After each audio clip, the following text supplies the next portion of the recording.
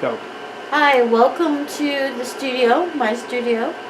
This is Nemo Yeager, and I am going to show you how to center today. I've got a ball of Solidate 60 here, which I'm going to pat into more of a ball shape. And then I'm going to take the ball, and I'm going to give it a good heave-ho onto the wheel head. And there's a function to throwing it hard on top of the wheel head, and that is to help compress the base of the clay so that you don't get S-cracks. And I'm patting it a little bit onto center so I don't have to fight it quite so much. I've got my wheel going in a counterclockwise direction. I'm working on a Lockerbie, which is a combination kick electric. But whatever wheel you happen to be working with, if it's one of the Brents or another brand name, most of them will go in both counterclockwise and clockwise direction. The reason that I throw in a counterclockwise direction is I'm right-handed, and so as a right-hander I prefer having that clay going in a counterclockwise direction. I'm going to wet the clay with my hands. The water on the clay is like the oil in the engine of the car. It helps your hands glide across the surface of the clay and not have any kind of drag. So I'm going to press down on the top with that water on my hands, and then I'm going to take my hands and put them with my two thumbs together and push away from myself and have my hands kind of glide up the side of the clay just a little bit so that I create a pad of clay at the base. And the reason that I leave this little pad of clay here right at the base is so that when I'm working with a clay body that's got a lot of grog in it, the grog or the sand doesn't tear up the side of my hand when the sand is against the metal. So that pad of clay here and the slurry, which is the gooey clay, that very fine particle gooey clay that comes off as you're throwing, that acts as a cushion. I'm going to take my two hands, push them together, using the energy with where my pinkies are, squeeze in, and then lift the clay up into kind of a column form or a cone shape. And then once it's in that cone shape, I'm going to have my top hand, which is my left hand, slightly off to the side, and take my right hand and lock my two thumbs together. And I'm directly over the top of the clay, so my nose should be almost over the center of the clay as I'm doing this. I'm going to push down with my left hand and hold in with my right hand. And I bring it back down to the base, nearly where I started. And then I'm ready to do that process again. And I like to do that 2 or 3 times to get the clay all going in a nice spiral direction, and to wheel wedge the clay so that if there are any air pockets, it brings the air pockets up to the surface.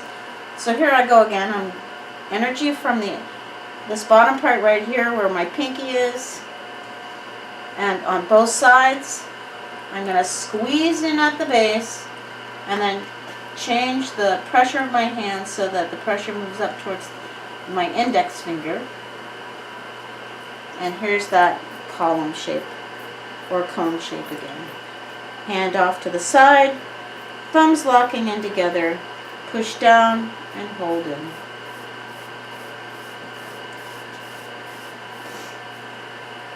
And then one more time, squeezing it in from the base, changing the pressure up towards the index fingers,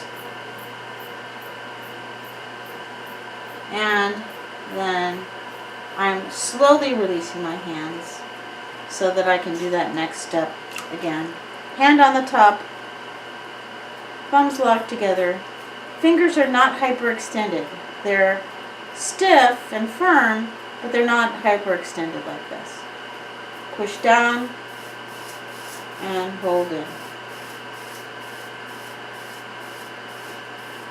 What I do for my final centering is I will take my two thumbs and lock them together here, and put them over the top of the clay and squeeze in here at the base with my pinkies. This is that final centering process.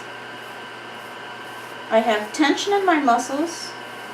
I know it's centered when it feels like it's moving and not moving. And then I can slowly release my hands from the clay with tension in my muscles. And there is that centered piece of clay, which looks something like an old-fashioned beehive shape. What's very common for beginners is that they are pushing down on the top and holding it on the side, and the ball of clay looks a little bit like this. It's at an angle this way to the wheel head, maybe flat on the top. And when you do have a shape like this and you're pressing down on the top and you have your hand on the side like this, you're basically fighting it, physics, and making the bottom part pop up. But if you have your hand tight in on the side,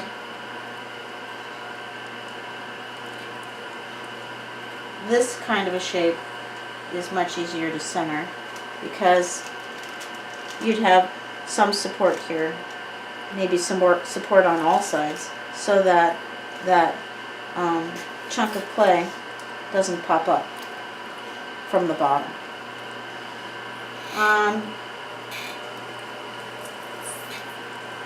So I'm going to